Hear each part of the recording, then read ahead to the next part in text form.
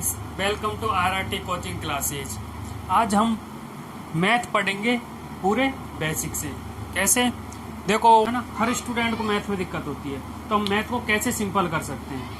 मैं जितने भी सारे टॉपिक पढ़ाऊंगा, मतलब वो टॉपिक पढ़ाऊंगा जिनमें आपको दिक्कत होती है। जैसे स्टार्टिंग से, जैसे कि बोर्ड मास हो गया है ना, किसी को मतलब उसका सॉल्यूशन करना नहीं आता है ना, तो मैथ कहाँ से आएगी, क्वेश्चन कहाँ से कर पाओगे, है ना। तो सबसे पहले तो अपन मतलब टॉपिक बाय टॉपिक जो भी अपने क्वेश्चनों में जो भी चीज़ काम में आती है वो सब चीज़ पढ़ेंगे, तो ऑटोमेटिक मैथ आने लग जाएगी, ऑटोमेटिक मैथ सिंपल हो जाएगी आपकी। ठीक है, तो सबसे पहले अपन क्या पढ़ेंगे आज पढ़ेंगे बोर्ड मास। क्या पढ़ेंगे? बोर्ड मास, है ना। तो बोर्ड मास मैथ का इतना इम्पोर्टेंट टॉपिक है, मतलब अगर जिसमें बोर्ड मास नहीं आता तो उसका कैलकुलेशन हमेशा गलत होता है ना। तो कैलकुलेशन के लिए अपन को बोर्ड मास आना जरूरी है ना। तो बोर्ड मास कैसे करेंगे? देखो, सबसे पहले तो अपना जो बोर्ड मास रूल है, ये बोर्ड मास रूल होता क्या है ना।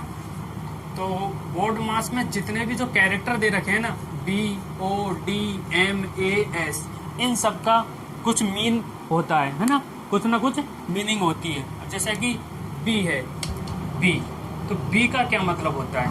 बी का होता है ब्रैकेट। क्या होता है बी का मतलब? ब्रैकेट। ब्रैकेट का मतलब होता है कोष्टक। ठीक है। ओ का मतलब होता है ऑर्डर, है ना। ऑर्डर का मतलब होता है जितनी भी घात या मूलों का क्रम। ठीक है, ये करेंगे तो ऑर्डर में डी का मतलब होता है डिवाइड का मतलब भाग, है ना। इसके बाद एम का मतलब मल्टीप्लाई मतलब क्या होता है? मल्टीप्लाई का मतलब होता है गुणा करना, है ना। ए का मतलब होता है ऐड मतलब जोड़। इसके बाद एस का मतलब होता है सब्ट्रैक्ट का मतलब होता है घटाव। क्या होता है? घटाव। देखो, ये होता है अपने बोर्ड मास का फुल फॉर्म, है ना। तो BODMAS। अब देखो, ये जो बोर्ड मास चलता है वो कैसे क्रम में चलता है? ऐसे क्रम में चलता है। कैसे क्रम में? ऐसे। सबसे पहले देखो, जैसे भी कोई भी क्वेश्चन आ गया, चलो पहले मैं एक एग्जांपल ले लेता हूँ, उसके बाद इस रूल को अपने समझाते हैं। जैसे कि मान लो मैं कोई क्वेश्चन ले लेता हूँ, 50 भाग 5 + 4, है ना। ये अपने पास एक क्वेश्चन है। इस क्वेश्चन को कैसे करेंगे? इस क्वेश्चन को करने के लिए अपन को ये आना चाहिए, है ना, तब ये इसका कैलकुलेशन कर पाएंगे। तो इसका कैलकुलेशन कब करेंगे? जब अपन पे ये आएगा। अब ये क्या है? देखो, बी का मतलब होता है ब्रैकेट यानी कोष्टक। मतलब अगर मान ले कोई भी कैलकुलेशन में अपने पास ब्रैकेट है, कोष्टक है, तो सबसे पहले उस कोष्टक को सॉल्व करेंगे। आए समझ? इसके बाद यदि ऑर्डर है, ऑर्डर मतलब घात या मूलों का क्रम, है ना। घात वाली संख्या आ जाए या मूल आ जाए, है ना, तो उसके बाद इसको करेंगे। इसके बाद है डी मतलब डिवाइड यानी भाग, है ना। तो इसके बाद क्या करेंगे? भाग। एम मतलब मल्टीप्लाई, उसके बाद मल्टीप्लाई यानी गुणा करेंगे। ए का मतलब ऐड यानी जोड़, इसके बाद अपन जोड़ करेंगे। एस का मतलब सब्ट्रैक्ट यानी घटाव, है ना। तो इस क्रम में करेंगे। अब इस सवाल को करो, कैसे करेंगे? देखो, 50 भाग, सबसे पहले अपन कोई कैलकुलेशन दे रखा तो उसमें अपन देख लेंगे चिन्ह, है ना, साइन किस के साइन है। एक है भाग का, एक है प्लस का, है ना। तो इसमें देखो, भाग ये रहा और प्लस ये रहा। पहले कौन सा आ रहा है, भाग या प्लस? भाग आ रहा है। पहले क्या आ रहा है? भाग आ रहा है। डिवाइड आ रहा है। तो सबसे पहले अपन क्या सोल्व करेंगे? डिवाइड सोल्व करेंगे, है ना। डिवाइड सोल्व करो। 50 भाग 5 यानी 5 का भाग देना 50 में, कितना बार जाएगा? 10 बार, है ना। ये सोल्व कर दिया। बाद में क्या बचा अपने पास? +4। 10 + 4 कितना हो गया, है ना। अब एक ही चिन्ह बचा है, अगर और चिन्ह होते तो इसी हिसाब से चलते। एक ही चिन्ह बचा है यानी 10 + 4 बचा है, कितना हुआ? 14, है ना। तो ये बन गया, ये हो गया कैलकुलेशन। कैलकुलेशन किस हिसाब से हुआ? अपने बोर्ड मास के हिसाब से, है ना। ऐसे ही अपन कोई एक और क्वेश्चन ले लेते हैं। अब इसमें देखो क्या क्या चिन्ह है अपने पास। इसमें देखो क्या क्या चिन्ह दे रखे हैं। गुणा का है, प्लस का है, भाग का है। इसमें देखो गुणा का है, गुणा ये रहा, भाग है ये रहा, और प्लस ये रहा। ठीक है, तो सबसे पहले क्या हो रहा है, भाग, तो सबसे पहले अपन भाग करेंगे। अब भाग कर दो सबसे पहला, तो ये करेंगे, तो इसको करो। 40 में भाग देना किसका, 4 का, यानी हमेशा पीछे वाले का भाग देना है, ये ध्यान रखना है। का भाग देने लग जाओ, है ना, ये ध्यान रखना, हमेशा पीछे वाली संख्या को भाग देंगे। तो 4 का भाग किस में देंगे, 40 में। कितना बार जाएगा, 10 बार। फिर के बाद देखो, भाग के बाद क्या करते हैं, गुणा। भाग के बाद गुणा आ रहा है ना, तो 50 गुणा 3 करेंगे, यानी 5 तिया 15, कितना हो गया, 150, और बीच में प्लस का चिन्ह ऐसे लगा दो, या फिर डायरेक्ट कर सकते हो। अब देखो 150 ये आ गया और 10 ये आ गया। अब 150 प्लस 10, 150 प्लस 10 करेंगे तो कितना आएगा, 160।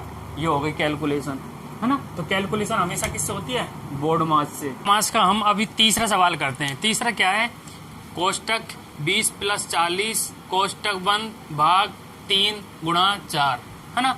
कैसे करेंगे इसको, देखो अपना बोर्ड मास में सबसे पहले क्या आ रहा है, ब्रैकेट आ रहा है ना। तो सबसे पहले अगर इस कोई भी कैलकुलेशन, कोई भी अपना क्वेश्चन है, तो उसमें अगर ब्रैकेट आ रहा तो सबसे पहले ब्रैकेट को सोल्व करेंगे ना। तो ब्रैकेट को सोल्व करेंगे तो सबसे पहले देखो ब्रैकेट देख लो।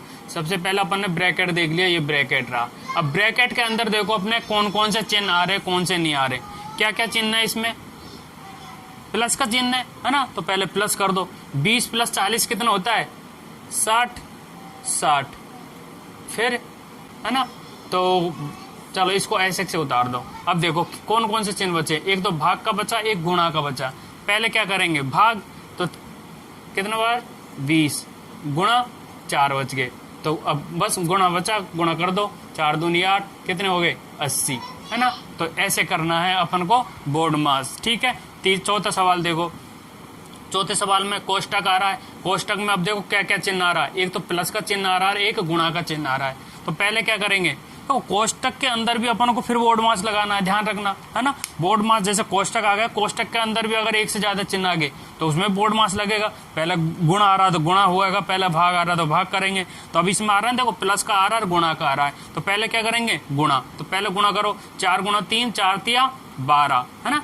तो 4 तिया 12 प्लस 30, तो 30 और 12 कितना हो गया, कितना हो जाएगा, 30 और 12 42, है ना, 42। और फिर इसको लिख दो, 50 पहले से है और प्लस का 2 इधर है। अब प्लस प्लस के सबको ऐड कर दो, वही आंसर। तो 2 और 2 4, 4 5 9, कितना आ गया, 94। आया समझ, ठीक है। ऐसे 5वां सवाल करो। क्या चिन्ह आ रहा है, एक तो प्लस का आ रहा है ना, एक कोष्टक आ रहा है। और एक चीज़ देखो, अगर यहाँ पे अच्छे से कोष्टक के बगल में यदि कोई भी चिन्ह नहीं है, यदि कोष्टक से पहले कोई भी चिन्ह नहीं है, बिना चिन्ह के कोई संख्या दे रखी है, तो उसका मतलब होता है गुणा का चिन्ह बीच में। आया समझ में, है ना। इसका मतलब है गुणा का चिन्ह है, इसमें कोई भी चिन्ह नहीं है ना, इसका मतलब क्या है, गुणा का साइन आया इसमें। ठीक है, तो सबसे पहले अपन क्या करेंगे, कोष्टक सोल्व करेंगे। कोष्टक सोल्व करो, 10 + 4 कितना हो गया, 14, है ना। इधर गुणा का चिन्ह आ जाएगा, फिर 3 का स्क्वायर प्लस 40, ये आ गया। आया समझ। अब देखो सबसे पहले अब अपन को क्या करना है, देखो वो ब्रैकेट कर दिया। अब सेकंड है ऑर्डर आया नहीं आया, घातांक वाली आ गई ना, तो पहले ऑर्डर वाली करो। तो 3 का स्क्वायर कितना होता है, 9 गुणा 14 प्लस 40, ये तो बचे हुए हैं। ठीक है, अब एक तो प्लस का है और एक गुणा का है, तो पहले गुणा कर दो, करो। 40 प्लस 9 गुणा 14 करेंगे तो 26, 40 प्लस 126 कर दो, ऐड कर दो, कितना आया, 166। तो ये आंसर